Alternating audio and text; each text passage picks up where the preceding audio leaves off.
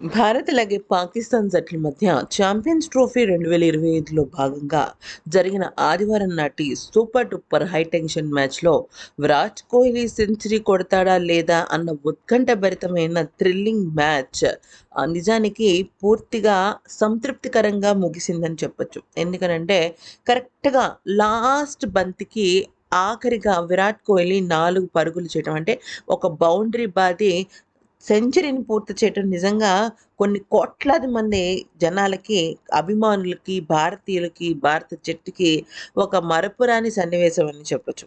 ఇక దాంతో పాటుగా భారత జట్టు గెలుపుకి పూర్తి స్థాయి సహకారం అందించిన విరాట్ కోహ్లీని ప్లేయర్ ఆఫ్ ది మ్యాచ్‌గా డిక్లేర్ చేసి తనకి అవార్డ్ ఇవ్వడం అయితే జరిగింది. అయితే ఇక player of the match award అందుకున్న తర్వాత విరాట్ కోహ్లీ ఏమన్నాడో ఒక్కసారి తెలుసుకుందాం. ఈరోజు నిజంగా చెప్పాలి అంటే నా జీవితంలో మరపురాని ఒక రోజని చెప్పొచ్చు. ఎందుకనంటే నేను ఈ రకంగా బ్యాటింగ్ చేశాను అనేది నాకు చాలా గొప్పగా అనిపించింది. ఇక ఈరోజు భారత జట్టు గెలవటం కోసం నేను ఇంతలాగా కష్టపడినందుకు నాకు చాలా సంతృప్తికరంగా ఉంది. అయితే ఈరోజు నేను ఇంత గొప్పగా ఆడడానికి ప్రధానమైన కారణం మొదటిది రోహిత్ శర్మ. ఎందుకనంటే రోహిత్ తొందరగా ఔట్ అయిపోతాడని నేను అనుకోలేదు. తను తొందరగా ఔట్ అవ్వడం నాకు ఒక విషయాన్ని అర్థం చేసింది. అదేంటి అంటే గత మ్యాచ్‌లో కూడా ఎటువంటి సన్నివేశాలు, సిట్యుయేషన్స్ వచ్చాయో ఇప్పుడు కూడా అదే సిట్యుయేషన్స్ వస్తాయన్న విషయం నాకు అర్థమైంది.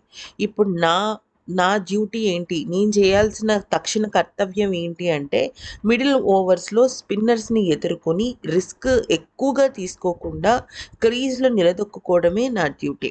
అయితే నేను దాన్నే చేయాలనుకున్నాను. అదే చేశాను. కానీ నా ఆటను బాగా మెరుగుపరిచి నేను సెంచరీ చేయడానికి మరొక కారణం ఎవరైనా ఉన్నారంటే అది శ్రేయస్ అయ్యర్. ఎందుకంటే తనొచ్చి మొత్తం ఆటని ఒక్కసారిగా యాక్సిలరేటర్ నొక్కినట్టుగా నొక్కి మొత్తానికి ఆటను మలుపు తిప్పాడు. నాకు ఈరోజు చాలా బౌండరీస్ వచ్చాయి. ఇక వన్ డే ఇంటర్నేషనల్‌లో ఈ రకంగా సింగిల్స్, డబుల్స్ ఎక్కువగా తీసి సెంచరీ సాధించటం నాకు చాలా సంతృప్తికరంగా ఉంది.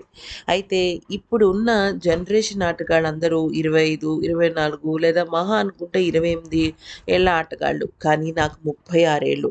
అయినప్పటికీ కూడా నేను సింగిల్స్, డబుల్స్ తీసి ఈ రకంగా ఆడానంటే నేను వాళ్ళకన్నా గ్రేట్ అనే చెప్పుకోవాలి అంటూ మాట్లాడాడు. అంతేకాకుండా ఇంకా చాలా విషయాలను పంచుకున్నాడు. ఈరోజు నా మనసంతా కూడా నా గురించి నేను చూసుకుంటూనే ఎనర్జీస్‌ని బాగా పెంచుకోవాలనుకున్నాను. ఎందుకంటే పిచ్ కానీ, లేకపోతే వాతావరణం కానీ ప్రతికూలంగానే ఉంది. ఎక్కడ తొందరగా అలసిపోకుండా నన్ను నేను ఉత్సాహంగా పెట్టుకోవడం కోసం నేను చాలా ప్రయత్నించాను. అయితే ఈరోజు నా జాబ్ ఇంకొకటి కూడా ఉంది. అదేంటి అంటే మా జట్టు ఆటగాళ్ళందరినీ ఉత్సాహపరచటం. అందుకని నేను ప్రతి బంతిని కూడా చాలా అద్భుతంగా ఆడాలని ఫిక్స్ అయ్యాను.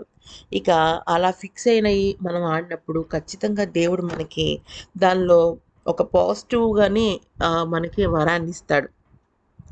ఇక మరొక ముఖ్యమైన విషయం ఏంటి అంటే, ఇక శుభమన్ గిల్ అయితే చాలా అద్భుతంగా రాణించాడు. షాయిన్ లాంటి బౌలర్స్‌ను ఎదుర్కొంటూ ముందుకు తీసుకెళ్ళాడు. ఈరోజు బ్యాటింగ్ యూనిట్ అంతా మేమందరం అనుకుని ఒకళ్ళనొకళ్ళం అర్థం చేసుకొని వెళ్ళినట్టు తెలుస్తుంది. ఏదైనా సరే ఏ మ్యాచ్‌లో అయినా, ఏ ఫార్మాట్‌లో అయినా పవర్ ప్లేలో 60, 70 పరుగులు గనక సాధించి వికెట్లు కోల్పోకుండా ఉంటే మాత్రం చేసింగ్ గేమ్ అయినా ఒకటే, లేకపోతే టార్గెట్ సెట్ చేయడం అయినా ఒకటే. ఇక శ్రేయస్ అయ్యర్ 4 స్థానంలో వచ్చి ఆ స్థానానికి పూర్తి స్థాయి న్యాయం చేశాడని నేను అనుకుంటున్నాను. మొత్తం మేము భారత జట్టుగా ఎంత గొప్పగా ఆడామనేది మాకు మాత్రమే తెలుసు. ఇక నేను చాలా హ్యాపీగా ఉన్నాను. ఈ మ్యాచ్‌తో కాదు కదా! ఈ సిరీస్, ఈ టోర్నమెంట్ అంతా కూడా నేను బాగా ఆడాలని మనందరం కోరుకుంటాము అంటూ చెప్పుకొచ్చాడు. ఈ వీడియో గనుక నచ్చితే లైక్ చేసి సబ్స్క్రైబ్ చేసుకోండి.